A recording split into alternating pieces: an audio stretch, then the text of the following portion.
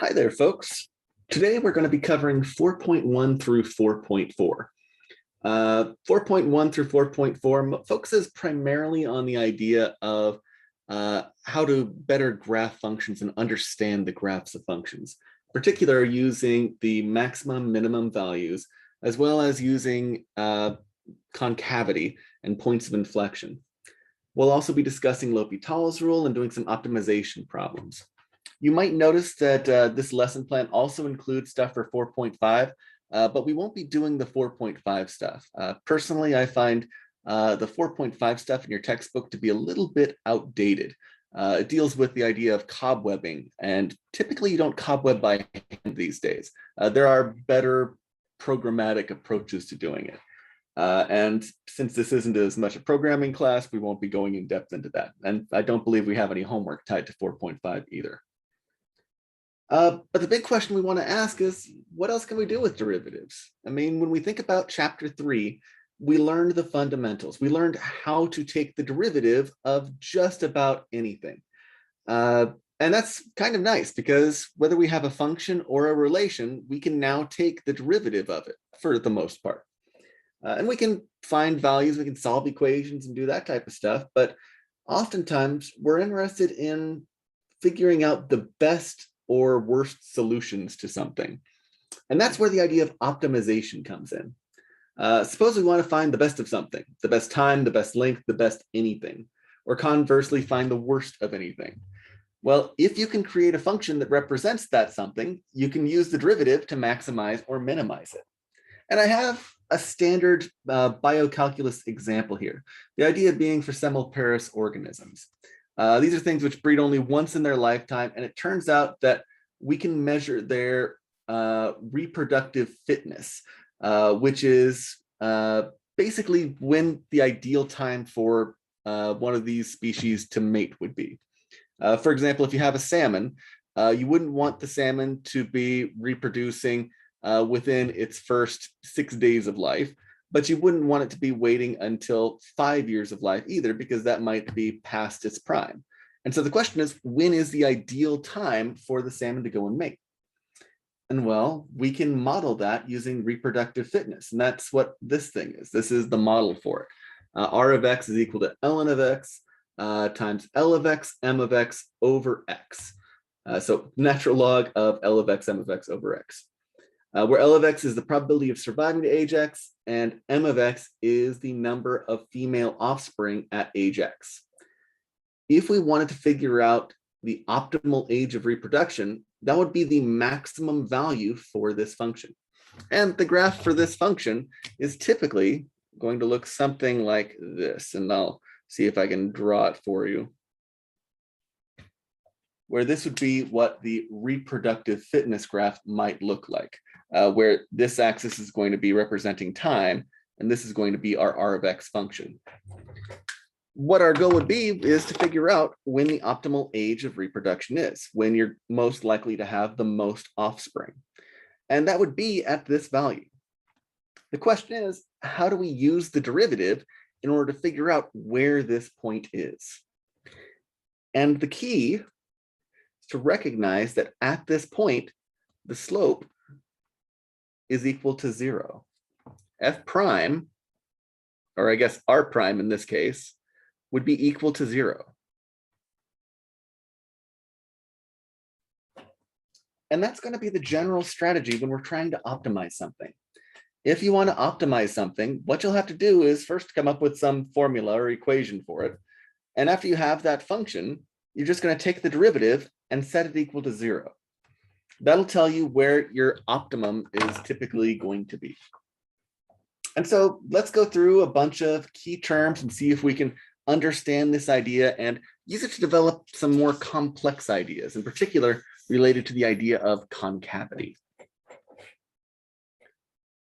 And so here are our main key terms, and I feel like I might have a typo somewhere in here, so we'll keep an eye out for it. We have the idea of the relative maximum or local maximum. This is a point which is larger than all points near it. A relative minimum or local minimum is a point which is less than all points on the function near it. The set of all relative maxima and minima are called the relative extrema. If we're talking about the highest point on the entire curve, that would be called the absolute maximum or the absolute minimum. Or the absolute minimum would be the lowest point. And sometimes they're called global maximum and global minimum. The set of all, yeah, here we go. The set of all absolute, global, and minima. That's the typo right there. And so the set of all absolute maxima and minima are called the global extrema. A critical number is a point where the function has a derivative which is equal to 0, or where the derivative does not exist. If the function exists, the point is considered a critical point. And so a critical number is where the derivative is equal to 0. And like that example that we just did, it would be where things have gone flat. A function is increasing on an interval where the derivative is greater than 0, and it is decreasing on an interval where the derivative is less than 0. And as an example, I've got a function here on Desmos, g of x. And g of x is not a very nice function. It is 5 sine of pi over 2x minus x minus 4 squared over 2 plus 10. And it's only defined on the interval from 0 to 7. We'll save f of x for later, but for g of x, this is mostly just to try and understand these ideas. And so when we think of the key terms we just learned, the relative extrema would include all of the relative maxima and relative minima. And so we would consider this to be a relative maximum and this to be a relative maximum, because on a local region, these 2 points are larger than all of the points around them. We would consider this one to be a local minima because it's smaller than all of the other values around it.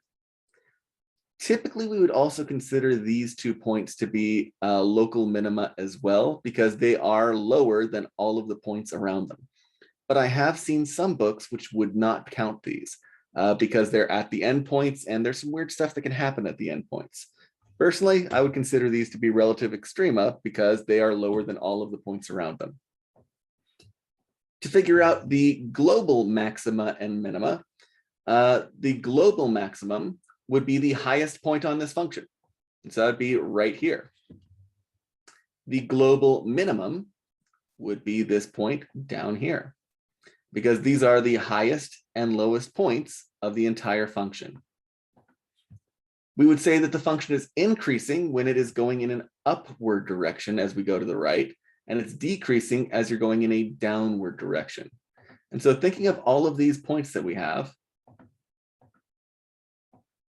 we would say that this is going to be increasing from 0 to 1.45, because from 0 to 1.45, it's increasing. It's going in an upward direction. Same for from 2.803 all the way up to 4.86. It's also increasing on that interval. We would say it's decreasing on the other interval.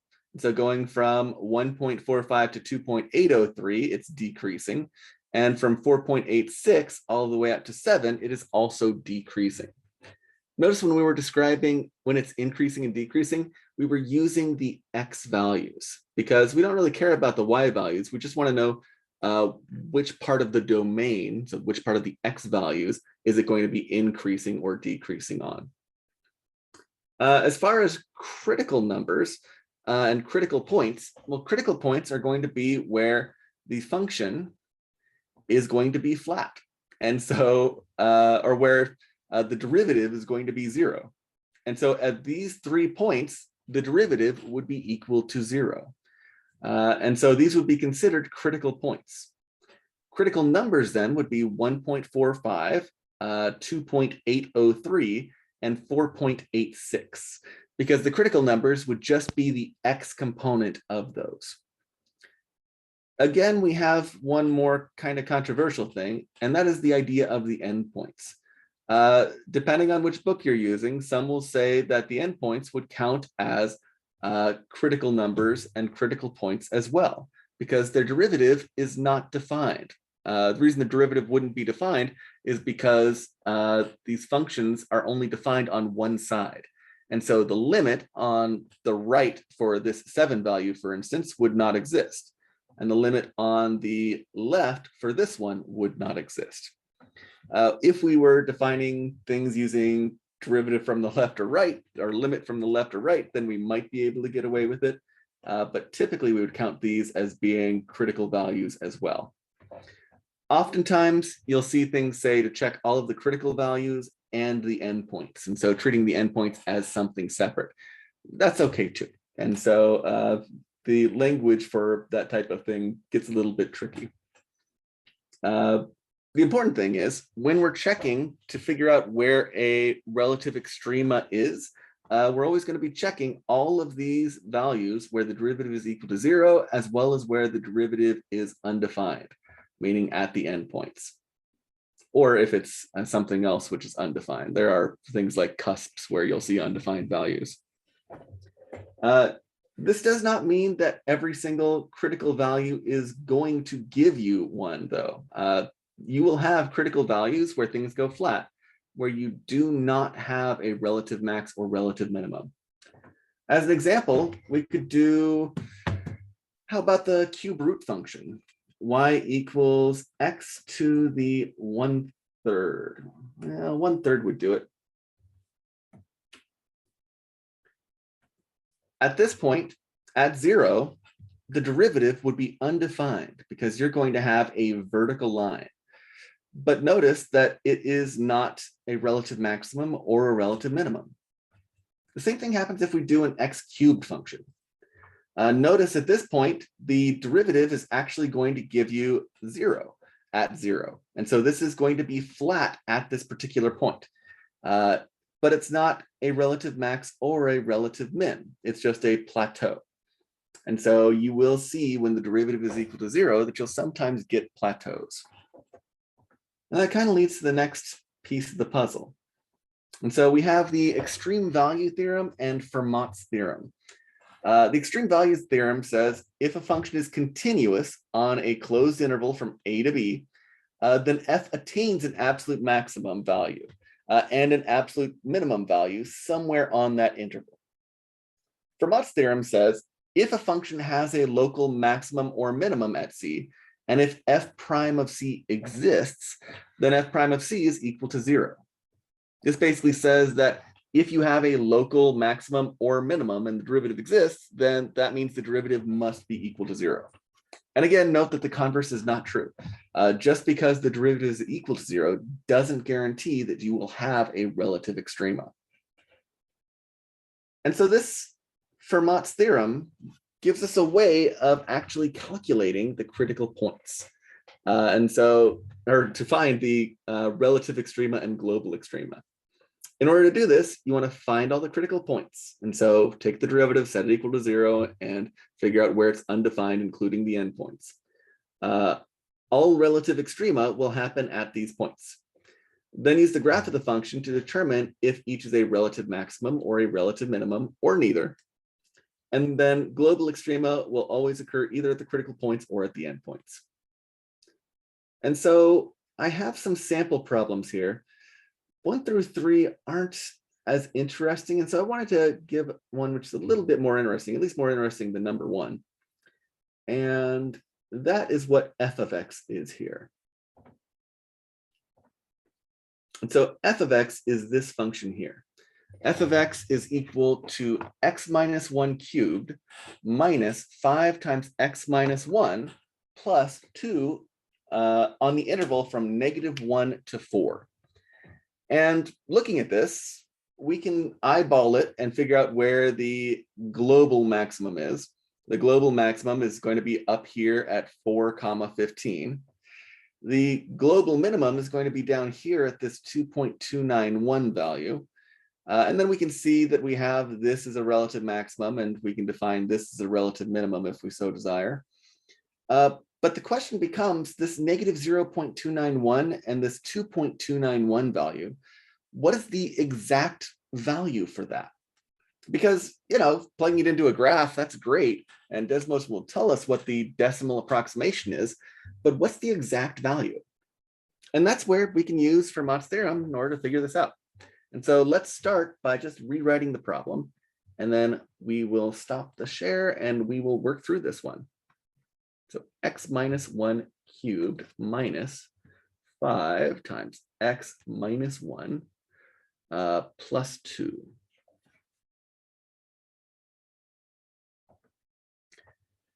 And so in order to figure out where the relative extrema are for this function, what we would have to do is we would have to take the derivative of this and set it equal to 0.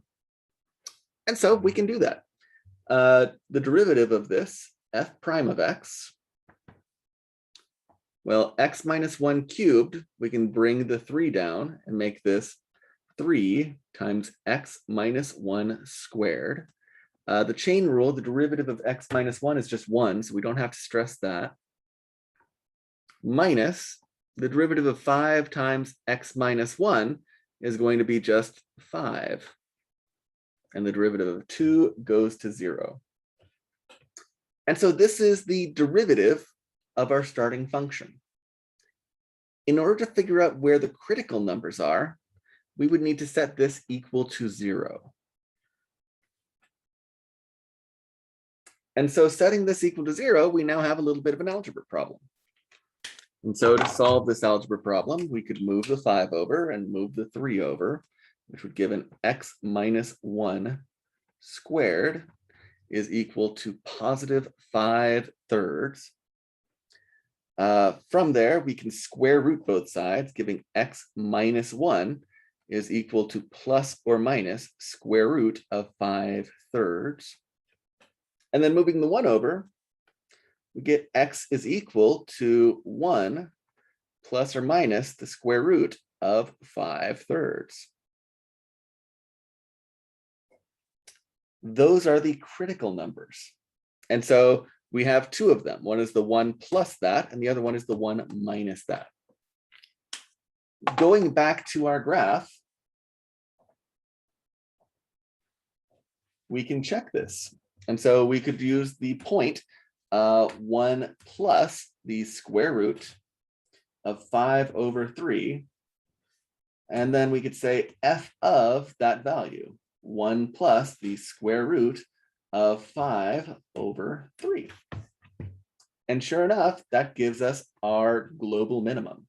So the global minimum is happening at 1 plus the square root of 5/3. If we make it a minus, that gives our relative maximum. And so that's the idea behind finding the relative extrema. We could then use these values in order to figure out when it's increasing and decreasing as well. And so to figure out where it's increasing, I'll just write this on here while we have the screen on. And so to figure out when it's increasing, we would start from the left and just figure out what interval it's increasing on. And so starting at the leftmost point, it starts at -1. And we would typically use open parentheses because we don't include endpoints when we're talking about increasing or decreasing. And it would be increasing all of the way up to this value. And this value, the -0.291 value, we have the exact value for that. And that is 1 minus the square root of 5/3. It then decreases until this second point. And that second point is at 1 plus the square root of 5/3. And then it'll continue to increase all the way until the function ends, and it ends up here at 4.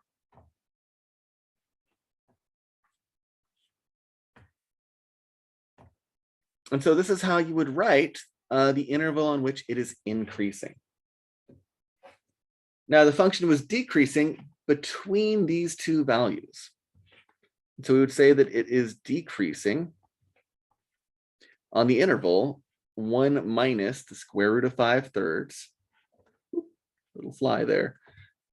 Sorry, I put a parenthesis when I shouldn't have. 1 minus the square root of 5/3, all the way to 1 plus the square root of 5/3.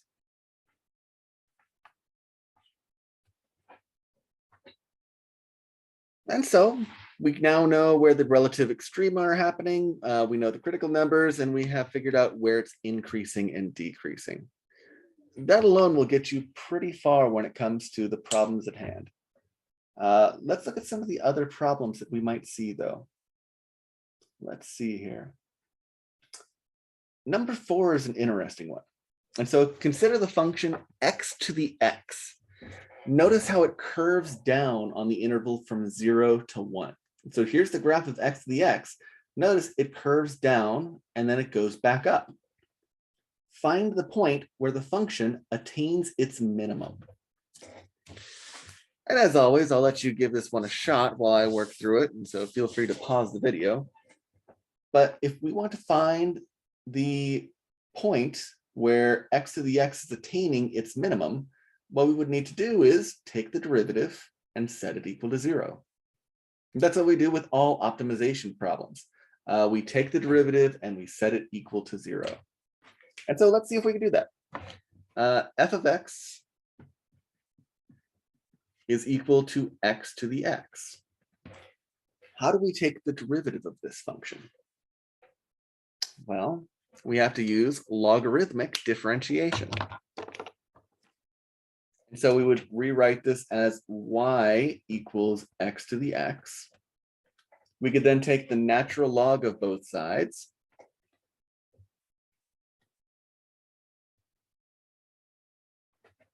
And then we could take the derivative implicitly, which would give 1 over y prime equals, on this side, we'd have to use the product rule because we have the product of two things.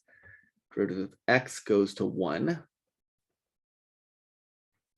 And then we have x times the derivative of natural log of x is 1 over x. Bringing the y up, we get y times natural log of x plus x over x is just 1. And so that gives us that y prime is equal to, well, remember y is equal to x to the x, so we can substitute that in. We get x to the x, natural log of x, plus 1. Now remember, what we wanted to do was we wanted to take this derivative and set it equal to 0. Because setting it equal to 0 will tell us where our critical value is. And so bringing this up, x to the x, ln of x plus 1 equals 0. Well, we can use the 0 product property to break this up into either x to the x equals 0 or the natural log of x plus 1 equals 0. Well, x to the x equals 0 has no solution. We actually already saw the graph of this, and x to the x is positive, so it's never going to actually be equal to 0. So we don't have to worry about that case. This case, though, we can solve because we can subtract the 1 over to the right side, giving us natural log of x equals -1. And then to get rid of the natural log, we would do e to both sides. And so we would get e to the -1. And e to the -1, if you recall, is 1 over e. This value, this x equals 1 over e, would be the critical number.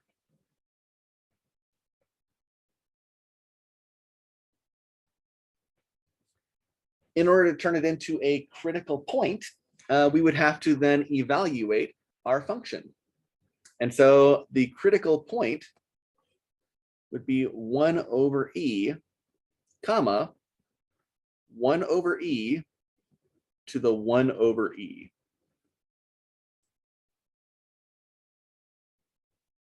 This is the critical point. Barring endpoints, it's the only critical point. Since we know that this function has a relative minimum, that means that this point should be the relative minimum. And let's check. We have our good friend Desmos. And so let's check it real quick. Our function was y equals x to the x. And we can see down here that there's a relative minimum down here. We can even click on it if we want to. And so in order to figure out what that point is, well, we just did the math and it said that it was at 1 over e, comma, and then it would be 1 over e to the 1 over e. And sure enough, this is the relative minimum. It's actually the global minimum too, although we do have to be careful with negative numbers that get inputted into this. We can get some very interesting and weird results when you look at negative numbers for this function. But on the interval from 0 to infinity, this would be the global minimum. And so again, the strategy for these isn't that tricky. It's take the derivative and set it equal to 0. Here is the semiparis organism we talked about before. And in this case, it's saying what happens if you plug in 2 to the negative x for L of x, and you plug in 3x squared for M of x. Well, in order to find the optimal age of reproduction, all you have to do is plug those things in, then take the derivative and set it equal to 0. That is always the strategy. And I'll let you folks play with that one on your own. Because I kind of want to continue with this idea of graphing, because we've only introduced half of the tools that we're going to need to effectively graph things. We have the idea of the critical number and critical point. We have the idea of increasing and decreasing. But what we haven't talked about yet is the idea of concavity. And concavity is extremely important. Concavity is telling you how a function is curving. And so we have two different forms of concavity. We have concave upwards and concave downwards. Concave upwards means that the second derivative is greater than 0. Concave downwards means that the second derivative is less than 0. And let's draw by hand what this will look like. And so for concave up,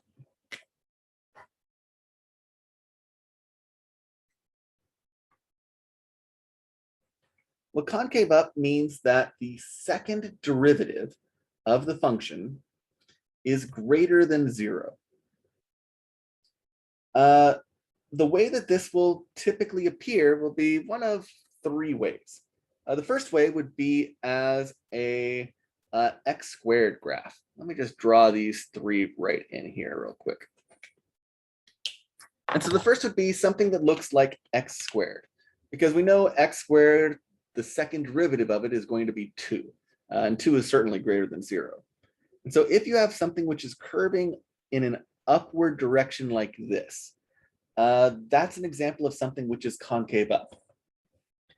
It does not have to start at infinity, and it does not have to end at infinity, though, and it can still be considered concave up. And so, for instance, an example like this, which is e to the x, would also be considered concave up. A function like this would also be considered concave up. And so any of these would be considered concave up, because for all 3 of these, the second derivative is greater than 0. Concave down is going to be the opposite. And so instead of curving in an upward direction, it's going to be curving in a downward direction. And so concave down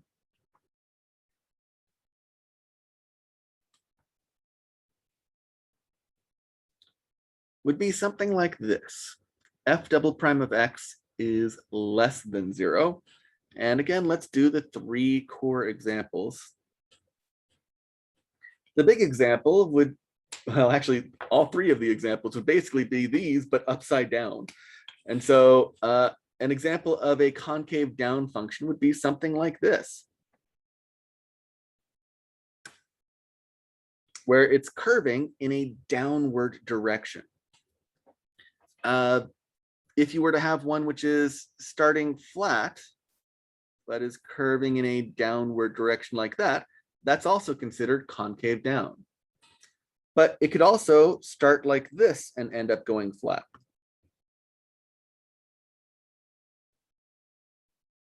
And so this is also considered concave down. Anywhere where it is going to be curving in a downward direction. Another way to think about this is if we were to have a tangent line, that's one thing. But what if we were to put a ball which was within the graph? And so if we were to have this line right here, if we were to put a ball within this graph, it would have to be going on the inside of this if we want to try and make it fit as best as we could. On the other side, we could put as large a ball as we would want, and it wouldn't be inside of that graph. Same here. The curve itself is above that line. And if we were to do a ball there, it would be going something like that. Again here, oh, I crossed the line. That's no good. But notice that both of these endpoints are above this line. And so that's a clear sign that it's going to be concave up. For these, same idea, but now the graph is always going to be below a tangent line. No matter where that tangent line is, the graph is always going to be below that tangent line. And so that's the big idea behind concave up and concave down. Now, as I'm sure you suspect, a function is typically not going to always be concave up or concave down. Just think of a sine wave. A sine wave is going to be bouncing back and forth between concave up and concave down an infinite number of times. The points where it goes between being concave up and concave down are called points of inflection. A point of inflection is a point where the function changes concavity. And as you might suspect, these points typically occur when f double prime of x is equal to 0 or f double prime of x does not exist. And so very similar to the critical numbers or critical points, but now these are points of inflection. These are points where the concavity is changing. The big way to remember this is when we're talking about critical numbers. Critical numbers are taking the first derivative and setting it equal to 0. When we're talking about concavity and points of inflection, you're taking the second derivative and setting it equal to 0. Now, there's a bunch of different things to note about this. And so one is the mean value theorem, which is a nice theorem. We can do a lot of cool stuff with it coming up. But for a biocalculus class, there's not a tremendous amount of applications. This leads to the idea of the antiderivative and integration. And that's the core purpose of the mean value theorem. But if you have a function which is continuous and differentiable on a closed interval, then there exists a number c between a and b such that f prime of c is equal to f of b minus f of a over b minus a. What this is saying is if we have a function, and it could be any function on the interval from a to b. And so this would be a, and this would be b. And this would be f of a. And this would be f of b. Well, provided that this function is continuous and differentiable, there will be a point which will have the average slope. And so we can think about the slope from a to b. Well, in this case, there's going to be 2 points which have that exact same slope. There's going to be one up here where the slope is going to be the same. And there'll be one down here where the slope is the same. Oh, and I drew the slope a little bit off. There we go. The mean value theorem says that as long as it's continuous and differentiable, that is a guaranteed thing. If you want, you can look up proofs for it, but again, I wouldn't stress it that much in a biocalculus class. We also have a couple of tests to determine whether or not things are relative maximums or relative minimums. We have the first derivative test and the second derivative test. The first derivative test is where you take the derivative and find all the critical numbers. And then you try and figure out if the derivative is going from positive to negative or negative to positive. If it goes from positive to negative, then you have a local maximum. If you go from negative to positive, then you have a local minimum.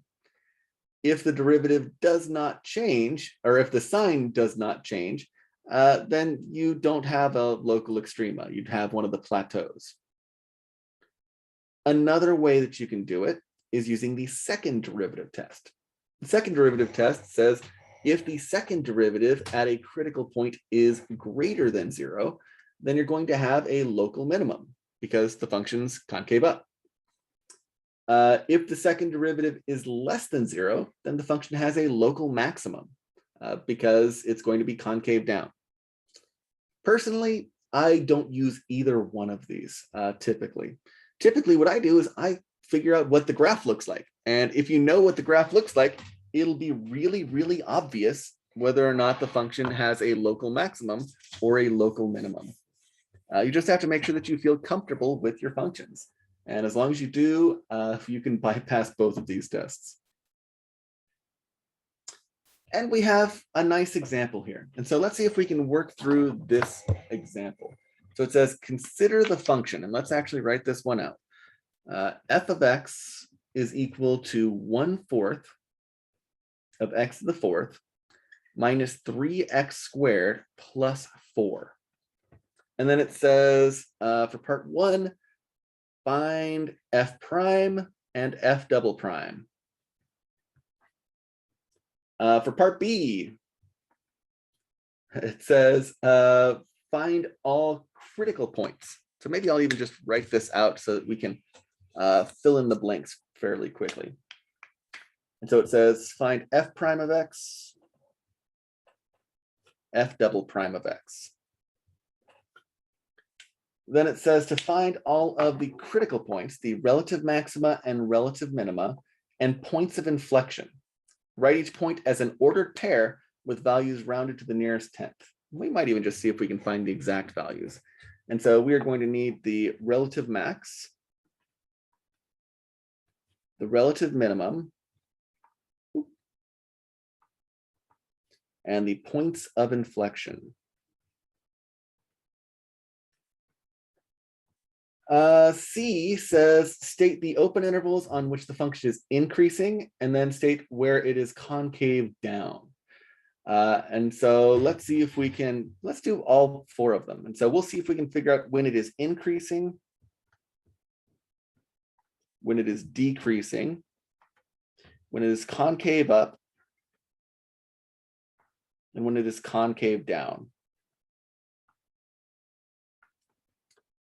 And then part D says to create the graph of the function. And then part E, we might skip because that's just creating the equation of a tangent line, which we've already done. We don't actually need to do any of the other stuff in order to do that. And so let's see if we can figure all of this stuff out using our new tool set. And so first things first, let's see if we can figure out what the derivative is.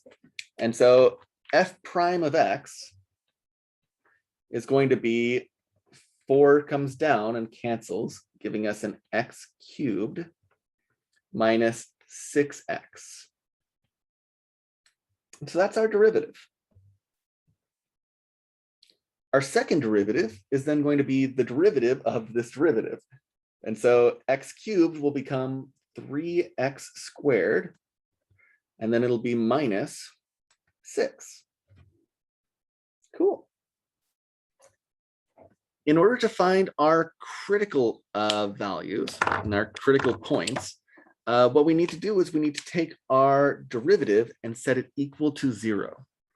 And so let's start with our x cubed minus 6x and set it equal to 0. Again, that'll tell us our relative max and relative min. Well, this is an algebra 1 problem. We can factor our x out, which will give us x times x squared minus 6 which is going to give us 3 different answers. On that one hand, we will get x equals 0. Then we will get x equals the square root of 6. Then we will get x equals the negative square root of 6. In order to figure out the critical points, we would then need to figure out what the y values are going to be for these. And so at x equals 0, our y value is going to be, well, we just plug the 0 into this thing. So plugging 0 in here, we get 1/4 of 0 minus 3 times 0 plus 4 gives us 4. For these two, if x is equal to the square root of 6, it might be useful to know that x squared is equal to 6, and x to the 4th is equal to 36, because then we can just plug those into this formula.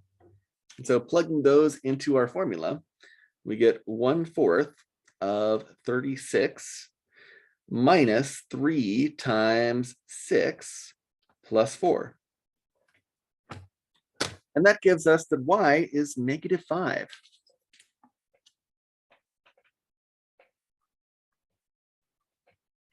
And interestingly, that'll work for both the positive square root of 6 as well as the negative square root of 6.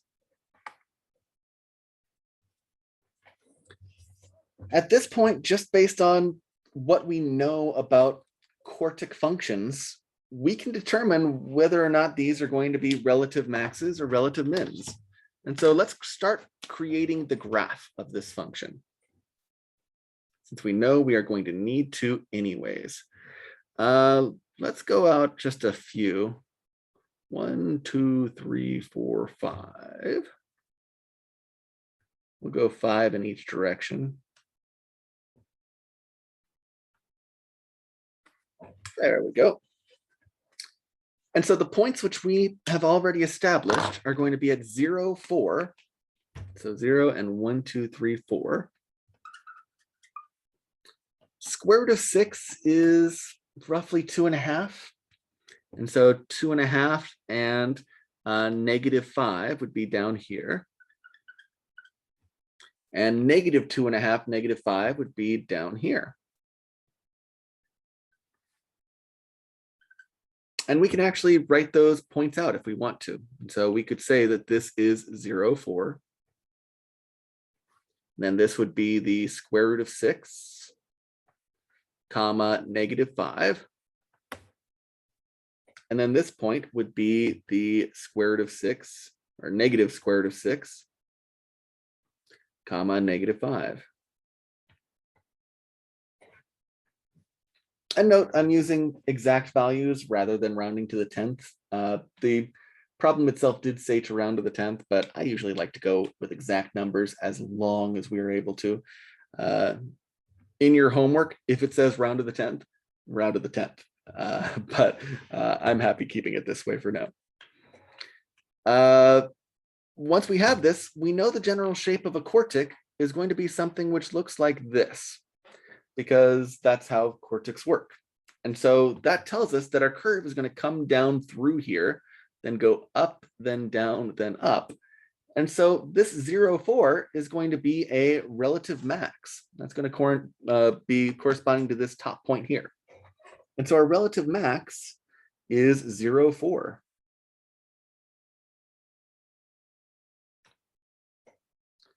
Our relative min is going to be these other two values. And so that would be the -√6, comma, -5, as well as our positive √6, -5. To figure out the points of inflection, well, we have to set our second derivative equal to 0. So point of inflection, we'll use this equation, 3x squared minus 6, and set it equal to 0.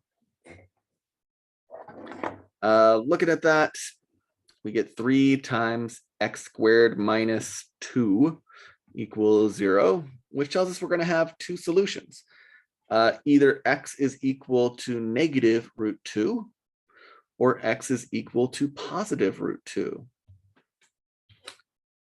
Again, using the same trick we used for the square root of 6, we could figure out what the other values are going to be simply by calculating what x squared and x to the fourth are.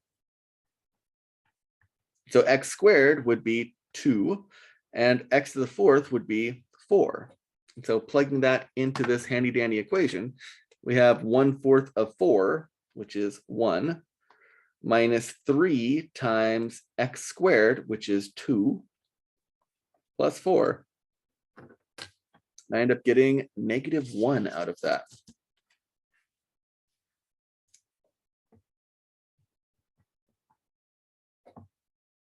And we would get the same answer for this one.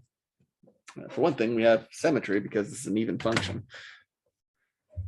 Oh, and that should be a y. Sorry about that.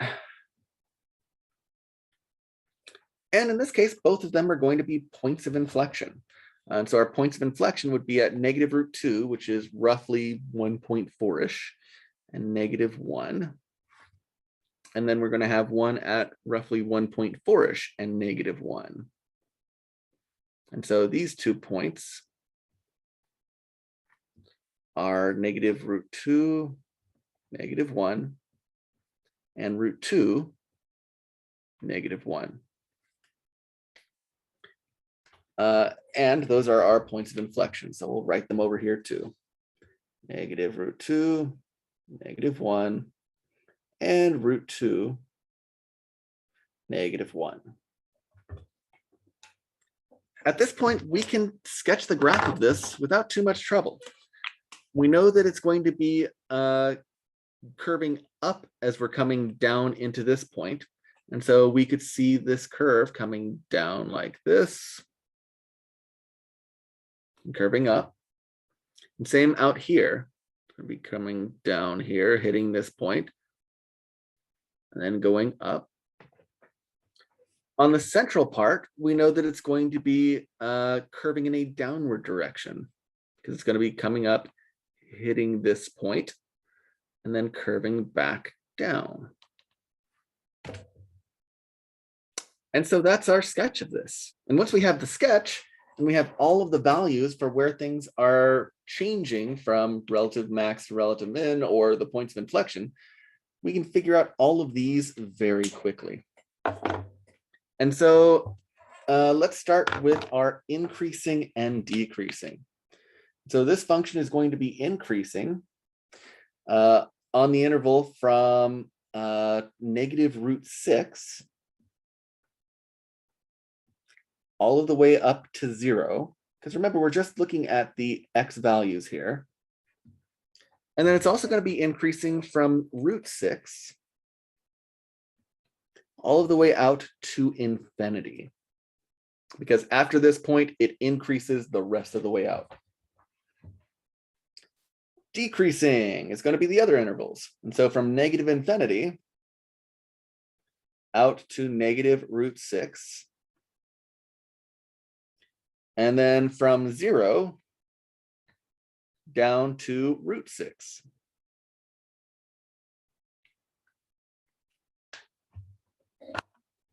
For concavity, this is going to be concave up, meaning it's curving in an upward direction on the interval from negative infinity all the way up to the point of inflection.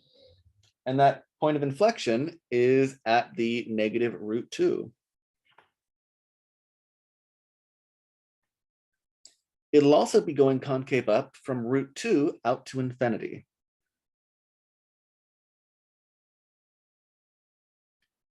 For concave down, it'll be doing concave down in the middle there. And so everything from negative root 2 to positive root 2. And there's the solution for this one. We found the first and second derivative. We determined where the relative extrema were and we classified them. And then we also figured out the points of inflection. We figured out when it's increasing, decreasing, concave up, and concave down. And we sketched a graph which included the relative extrema and points of inflection. These problems can be a little bit lengthy and a little bit tedious. And so be aware of that. But it's good practice because this will get you practice in understanding the structure of graphs as well as being able to take your first and second derivatives. I have another example here if you want. I don't want. Usually after doing one of these problems, it's a bit exhausting, and so definitely pace yourself on the homework. But there are other types of problems which we haven't talked about yet, and that's optimization problems.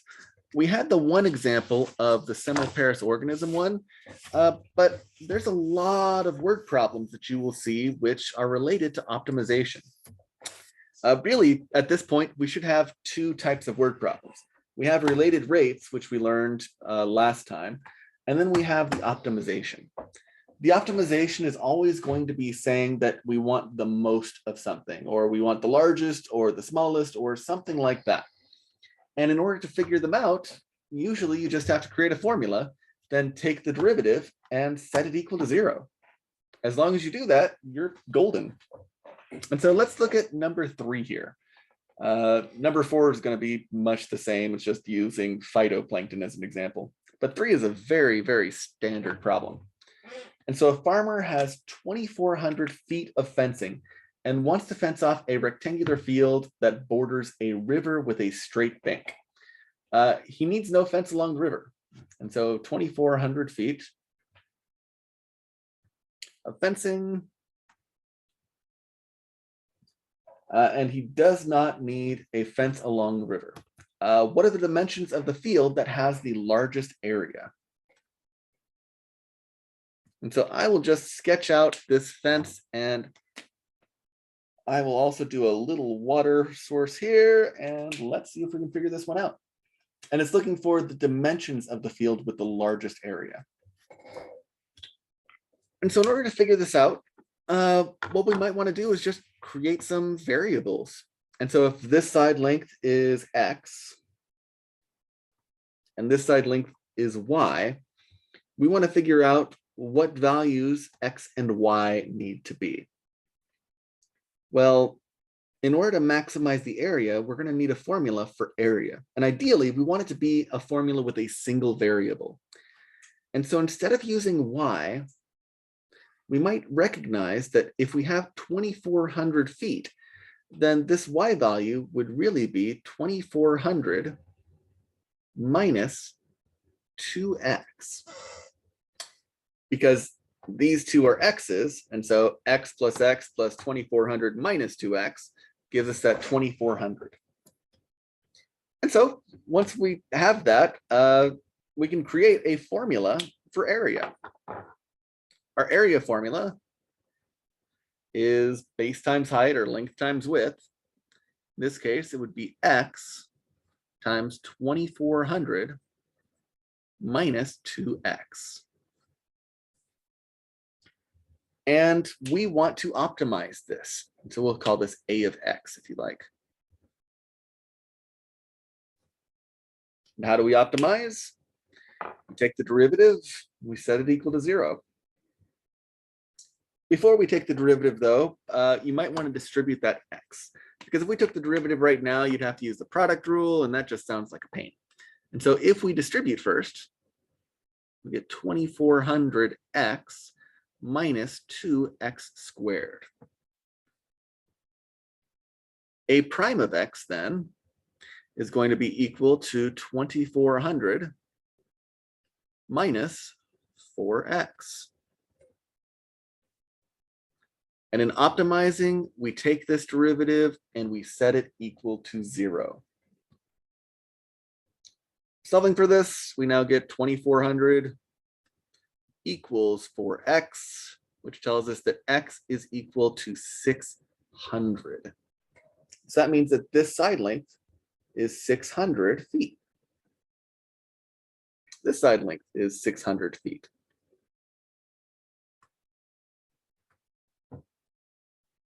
To figure out y, well, we have a formula.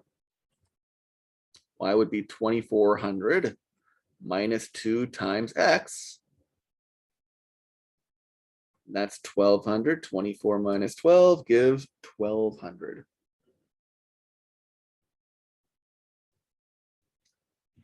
I remember when I first saw this problem, I thought this was kind of counterintuitive because I would have thought that a square would be the best option to maximize the area. But it turns out it's a rectangle, and it's a rectangle for which this side is actually twice the length of this side. And so you get some very interesting behaviors out of optimization problems like this. Things that you wouldn't expect to happen. And again, going into medicine and biology, you're going to see a lot of unexpected things happen. This next one is very, very similar. The rate in milligrams carbon per meter cubed per hour at which photosynthesis takes place for a species of phytoplankton is modeled by this function. P of I is equal to 100I over I squared plus I plus 4, where I is the light intensity measured in thousands foot candles. For what light intensity is PA maximum? We won't actually work through this one, but let's make sure we know how to do it. In order to figure out the maximum, you have to take the derivative and set it equal to 0. And so pretty much all optimization problems, just take the derivative and set it equal to 0. The last thing we're doing today is L'Hopital's rule. And L'Hopital's rule is a very interesting application of the derivative. You may remember back when we were doing derivatives at the very, very beginning, we used the idea of limits to define the derivative. Well, it turns out we can actually use the derivative to find the limit as well. And so L'Hopital's rule, it's actually named for L'Hopital for kind of scandalous reasons. L'Hopital, back in the day, the Marquis de L'Hopital, he bought the rights to the formula, and everyone said, all right, he bought the rights, and so we're naming it after him. He didn't actually discover this, I don't believe. It was just he owned L'Hopital's rule. But the way this thing works is if you are trying to find the limit of something, and you get something which is 0 over 0, or infinity over infinity, what you can do is you can take the derivative of the numerator and the denominator and then evaluate that. And this will always work. And so if you ever get 0 over 0 or infinity over infinity when you're doing a limits problem, instead of actually trying to algebraically manipulate it or anything, you can just take the derivative of the top and derivative of the bottom and go from there. The limit will be the exact same thing. One of the big examples for this is our sine of x over x. So if you remember, we said that the limit as x goes to 0 of sine of x over x is equal to 1. Well, one way we can prove this is using L'Hopital's rule. And so using L'Hopital's rule, we would say that the limit as x goes to 0 of sine of x over x is equal to, well, if we plug 0 in, we would get sine of 0, which is 0, and we would get 0 on the bottom. And so this is the case where it's 0 divided by 0. L'Hopital's rule says we can take the derivative of the numerator and the denominator. And so the derivative of sine of x, we'll keep our limit as x goes to 0 here. Derivative of sine would be cosine. The derivative of x would be 1. And now when we plug 0 in, cosine of 0 is 1. And 1 divided by 1 is 1. And that's how L'Hopital's rule works. If you ever get 0 over 0, or you get infinity over infinity, and it could be a positive or a negative infinity, it does not matter, you can use L'Hopital's rule to take the derivative of the top and the bottom, and then you just continue the limit from there. I have a few examples here.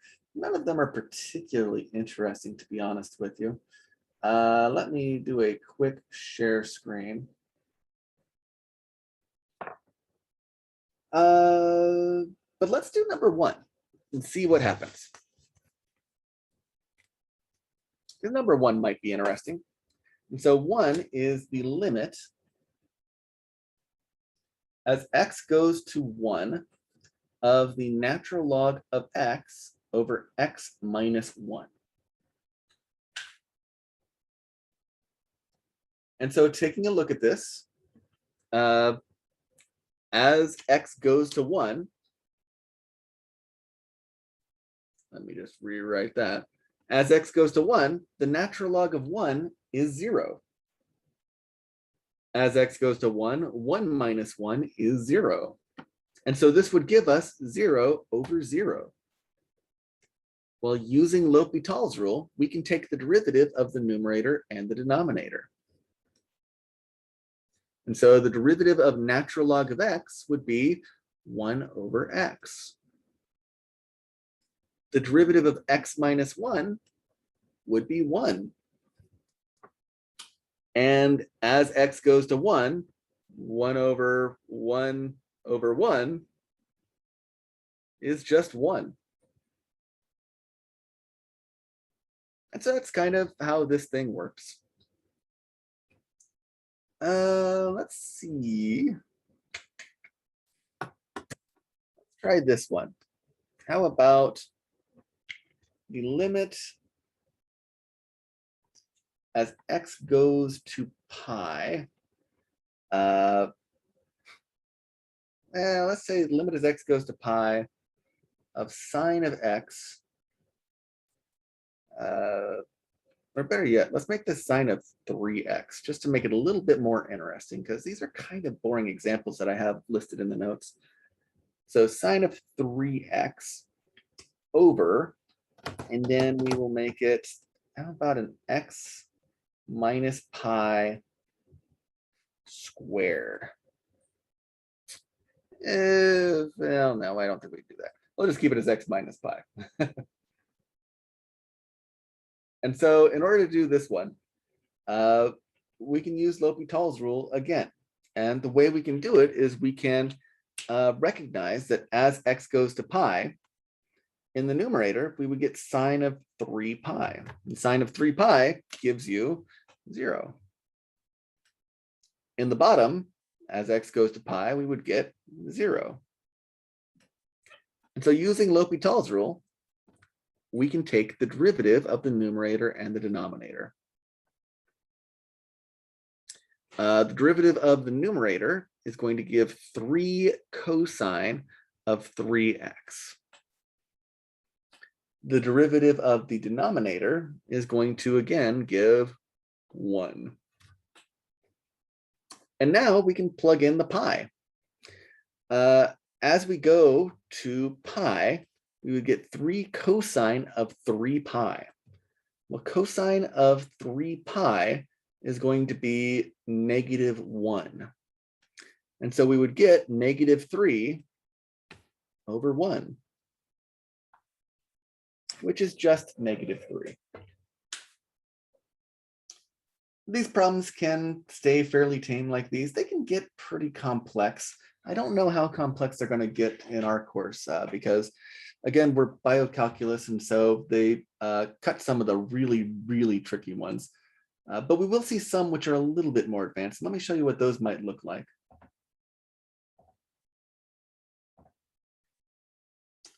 And so I even have a hint down here for some of these. What if instead of the form 0 over 0 or infinity over infinity, we had something like 0 times infinity or infinity minus infinity? It turns out we can do these as well. And the way that we would do it is we would try and rewrite them so that they were in the format of a quotient. Because if we have the limit of a quotient, we can use L'Hopital's rule directly. The x ln x and this one, 1 and 2 aren't that interesting. Number 3, though, I think is one which has at least a little bit more interest. And so that is the limit as x goes to 0 of cosecant of x minus cotangent of x. And so notice that this is not written in the traditional L'Hopital form. And so we have to get it so that it is in that format. And the way that we would do that is we would rewrite things in terms of sines and cosines and get a common denominator. And so this is the limit as x goes to 0. Cosecant is 1 over sine. Cotangent is cosine over sine.